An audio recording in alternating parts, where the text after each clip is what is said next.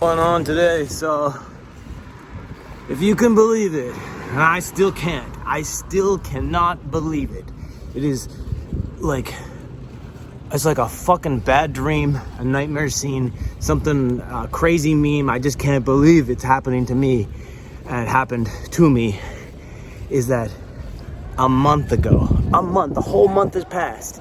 A month ago, the love of my life, started to start some trouble over something stupid, like what time we're gonna eat dinner at, what time we're gonna go to bed at, and like this small disagreement she's looking to have turn into some sort of bigger argument to justify leaving. But I wouldn't have any of it. I was just being reasonable and rational and having my opinion, and but then this discussion led to a deeper probing to her lies that made no sense. And why are you rejecting me? Why are you not being affectionate to me? And were you not even here? How are you talking about when we're gonna have dinner time? You're barely even ever here. You're talking about you used to sleep here all the time at my house and have dinner with me all the time, and now you're barely here in months. So you're saying the few times we hang out is those later bedtimes because of our, the time and sharing and romance and fun is making you go to bed a few hours later than you want to, and this is the reason why you say it's not going to work with us? What do you mean it's not working? That's the first time she said that. It's not working. What do you mean it's not working? It's working for 6 years. We're working our life together. We're working out this small detail of when is the best bedtime or dinner time, and we don't even have the same house yet. So when we live in the same house, we can have better house rules. Until then, when you come visit and we have time together, we have to both alter our schedules for the other. That's what it's called being a couple.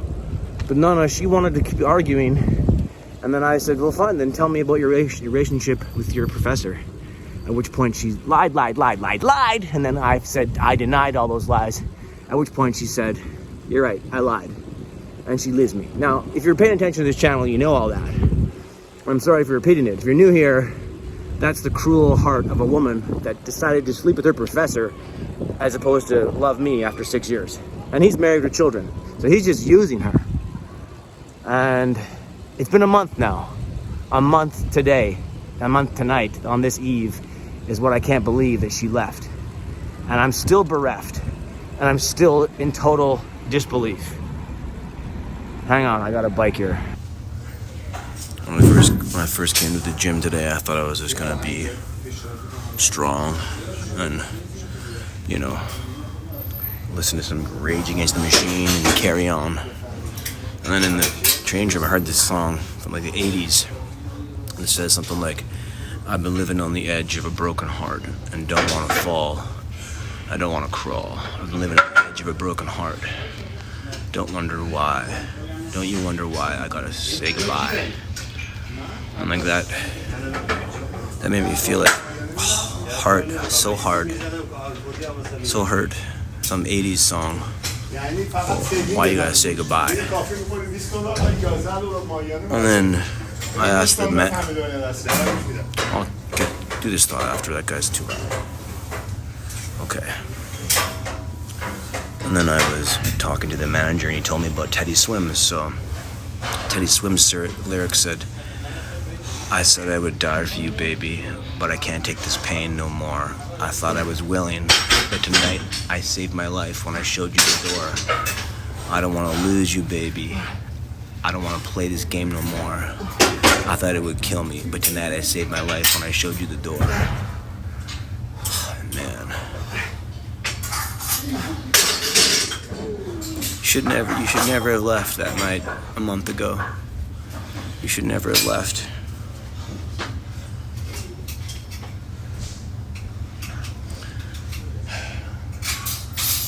I don't know what to say now. I don't know what to be now. I don't know who I'm supposed to love now. Oh, love yourself. Okay, well, my heart's broken, so that's tough. I just can't believe a whole month has passed now. And this was supposed to be our time, our summertime, our window between you and your school is letting you be available. And we're supposed to have the summer of love, not the summer of I'll never love you again. Because that's what she did to me. just mind-blowing. So I'm here talking to my phone as I bike along. I find that moving, walking, biking helps you kind of like stir up some of the things you're hiding or afraid to address. And obviously my ex-partner is way too focused on her work and her school to actually ever recognize who loved her and the trauma that she's also holding. When her dad died last October, he was a father that was, I mean, his career, if I should do a video on his career, because Jesus explains why she was able to hide her emotions so well. She was told as a child to never show her emotions, to repress them and keep them hidden, not allowed to show much more than amicable. So she'd be positive and delightful, but anything that she was holding or hiding or fearing, she would just suppress that, and obsess about appearing to be happy and positive and good, and obsess about being a leader and the best in the class. Of course, then she fucked a professor, so obviously she's the best in the class. Yeah, it's stressful. It's hard to understand all this stuff, but she has, I believe, issues with her father and her mother repressing her as a kid, and therefore when he died, she then transferred that patriarchy blame on me, saying I never listened to her, never let her talk. I never once told her to be quiet. I never said shut up. She always goes like this to me. I'm like, I never ever told you to be quiet in life. I actually encourage you to say stuff, and I want to hear from you. So that's just nonsense. And I would tell you to be quiet. That's you putting your father's things on me. That's how you felt. And now that he's passed, you transferred that, anger and issues with him on me, while you went and had a new daddy, the guy that's so Mr. Perfect, your professor. You can cry on his shoulder and tell him all your positive things, and he can say, oh yeah, no, yeah, for sure, positive. Everything's good vibes only. Now suck my eggplant emoji, and you'll get an A+. Fuck. What about the trust? What about the loyalty? What about the honesty? What about the integrity? What about all the memories and things we had and bring us together? The truth. He's already married to someone else. That's his truth. With 3 kids. He's married with another woman. What about the woman I'm with? We're supposed to have 6 years of honesty and integrity and loyalty. Where's the loyalty? I don't think it exists anymore. I think people are just fucking horse for the next IG payout. So yeah, here I am talking to my phone a month later still, wondering how will I carry on alone. When my home was planted in her heart, and my heart has been displanted and discarded, and then just run over and then left. It's really, really tough. I don't know. So I'm biking. As I'm going down a busy road, I'm selfieing. Because I guess I'm acting crazy. I'll go in this lane. I don't know. No, I'm just like, they say move on. This is how I move on. This is how I process the pain. I get through it somehow. I don't know. I learn to train and become someone different. But the betrayal has absolutely broken my heart, and I now have no trust. And her issues with her dad, oh damn, hang on. Gotta do some ninja moves here.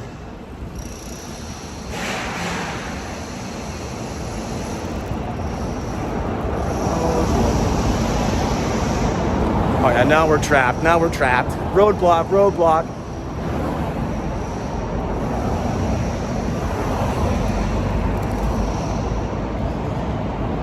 Selfie on a busy road.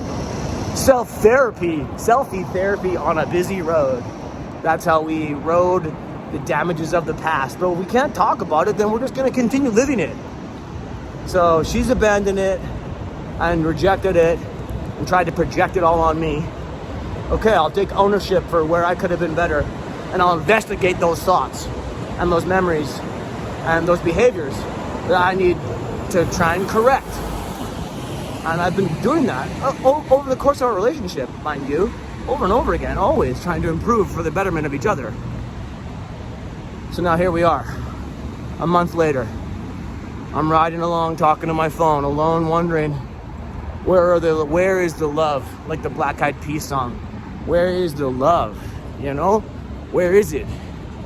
I just see empty people looking for status, looking for another DM, looking for another, you know, way to leverage up. But where's the loyalty? Where's the honesty? Where's the integrity? Where's the people that actually love truly? Is it just a Disney thing? I feel like it's a Disney thing. Hang on. It's getting a little bit crazy here. I shouldn't be taking this road. Come on, give me a light. All right. I guess I'm pushing too much. Yeah. Trying to move forward, you know? I'm on a single gear bike in a mountainous city. I'm the only one of those gears. And it grinds my gears to wonder, how am I going to survive all these years without the true love? Like, honestly, that's what life is about. I did some reading this morning. It was the Bible. I just figured it was on my shelf. Let's read this now. And, you know, fact or fiction, up to you. Point is, they still kind of built on one another, right? They still, whether you think, whatever you believe in science or evolution or religion, it doesn't matter either side what you pick. The fact of the matter is, everything comes down to men and women. The fundamentals of humanity is mom and dad, you know? Man and woman needing each other. So I don't know how I'm going to survive without that. And it's really tough to ride your bike with one hand and uphill and hold the phone and complain or cry about your therapy and try to find a new way to be a new you. Because who would ever love you? Who could? And how could I find them? This guy's got a nice dog. He's got a nice dog. He's got his love. He's got a sweet little dog. Real love is between a man and woman. The union of family. And I'm looking for tradition. I'm looking for those conditions. And I don't even think they exist in this Marxist simulation of destroy civilization that we're all in right now. So I'm here for humanity. I'm here to fight back against this insanity and calamity, to create peace and understanding and family and love and light, and to fight against the darkness and to stay bright. Because I thought I had that, you know? I really thought I did. Sorry about this changing hands thing. All right. I thought I had that, you know? I really still, it's only been a month ago. I'm trying to process this. It's been really tough. So, if you're here, thanks for being a mirror to what I say and show here. And may we all have the things we need in love, light, prosperity, health, and wealth. Peace to you. Now time to get it. So I'm lying here trying to do overhead. Gotta speak quietly at the gym. Doing overhead. What are they called? Pullovers. Dumbbell pullovers. And I'm listening. I asked the guy at the gym, who's cool, what are you listening to, bro? And he says, usually country, but right now I listen to Teddy Swims. So I told him usually I listen to Rage Against the Machine to get my rage against out. And he says against the machines. More about my heartbreak, so I can focus on something as opposed to the pain. I can focus on gaining, using the anger and resentment and betrayal as a power. So I put on Teddy Swims and I'm starting working out. And man, I just started crying. I just started crying so bad right here. And now I'm lying here with tears in my eyes and all these big guys around. And I'm talking on my phone like a bitch because I miss the heartbreak. I miss a month ago the life I had. I heard an interesting thought that says, you know, if you went to jail for 5 years, would your woman wait for you? Because that's the loyalty we're looking for in this world. And I would say this. Oh, thanks, bro. Thank you. Have a good day. Yeah. I would say up until a few months ago, a month ago, when I realized she was lying to me, other than that, I would have waited forever for you. You have to go to school for 4 or 5 years. I was waiting for you. If you had to go away for 5 years, I still waited for you, knowing that you were the best. But I was deceived in that. So we're looking for the real loyalty, the real hearts that are gold to the soul, you know? I don't know if that's a quality people have anymore. I'm certainly think people get bought out. People get purchased real quick. But, you know, looking for someone that if you were to be, you know, locked away for 5 years and couldn't see them, would they still believe in you, and would they look after your family and your values and still love you? Because that's true. And I thought I waited for you for what? I knew you for 6 years, and then 3 years before I still waited for you, asking you out for 3 years, and then 4 years or you did 6 years together, and 4 years, almost 5 years, you were in school the whole time, doing preschool and then real school. I waited. I did that. I proved my loyalty. You discarded that. Now I have to deal with abandonment issues. Like so many people in the past have abandoned me because I thought they should be more quality, and they were willing to discard me for quantity. Okay. I guess I ride alone with just a phone and no heart to call home. Yeah, so these last few sets I've just been crying. And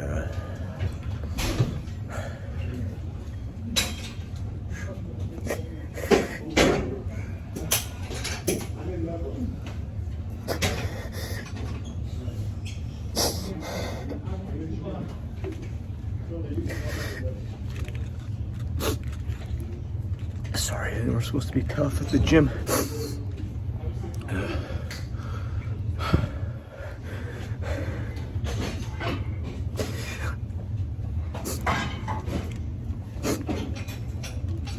I was listening to this music by Teddy Swims. He gets me, you know. He gets me.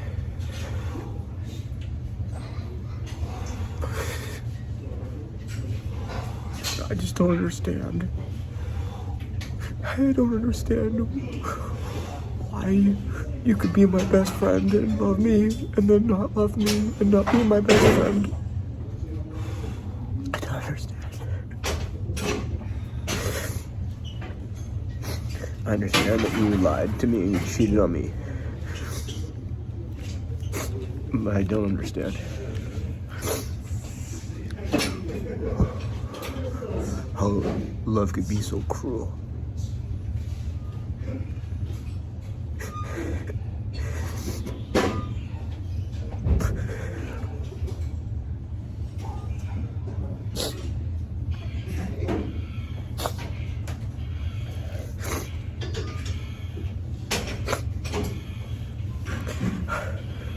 I'm literally lifting heavy weights, and the heavier it gets, the more I actually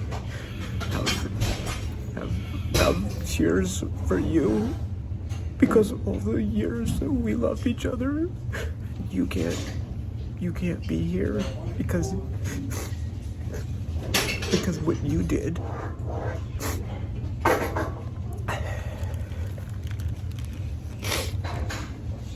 And now I lose. Okay, so I had to step out of the gym for a minute.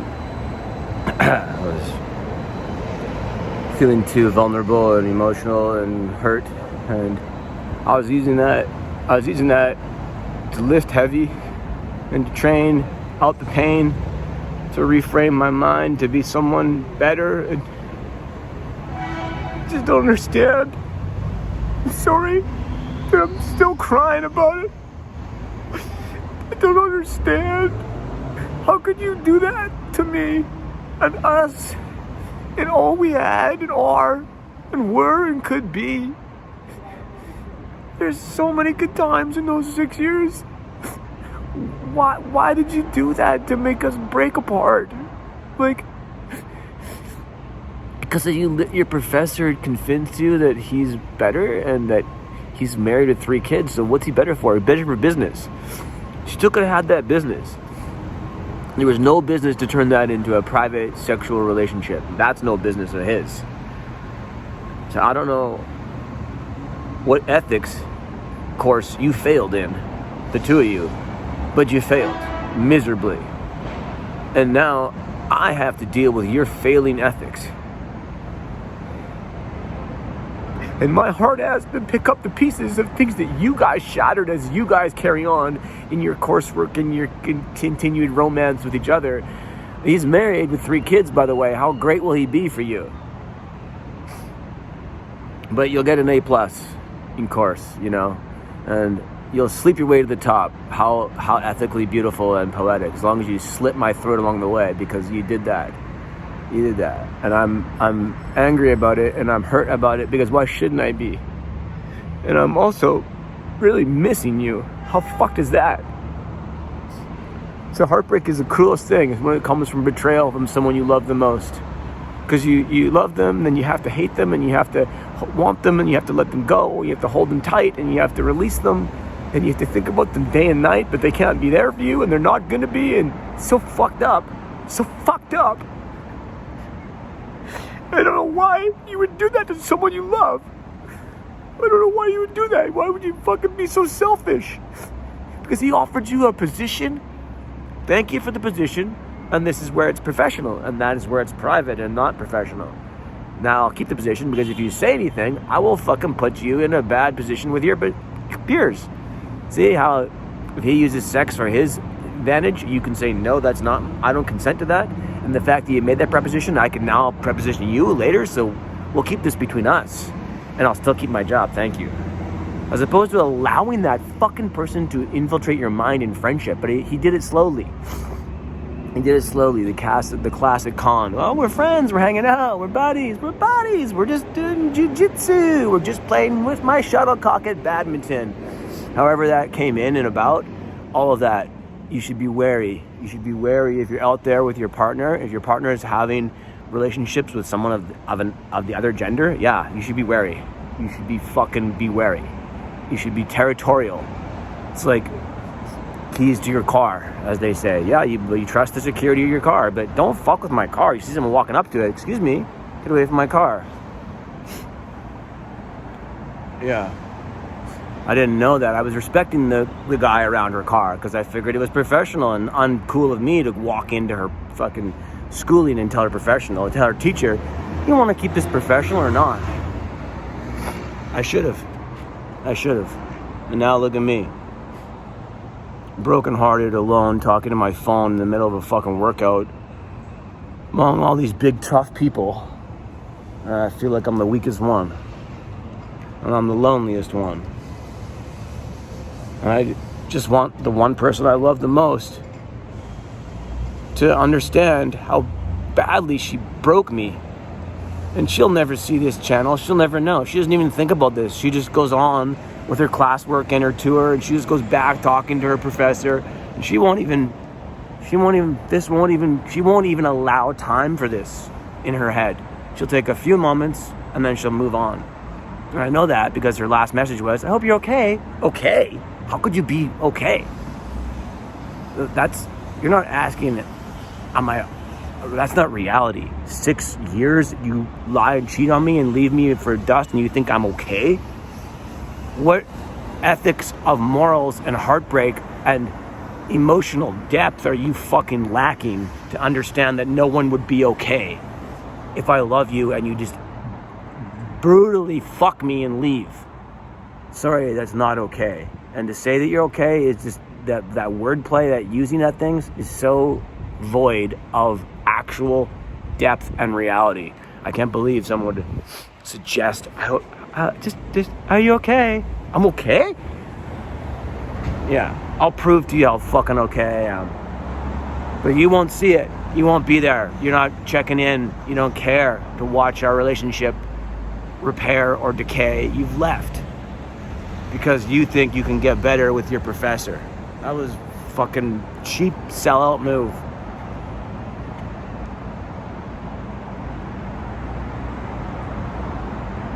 Yeah. So no, I'm not okay. I thought I was going to do better just listening to Rage Against the Machine and working it out, and but then fucking Teddy Swims had to hit the soul button of my heart and just like pierce my sensitive soul so savagely to realize I'm not okay. And I'm not going to be okay. And I loved you. And you fucking ruined it now.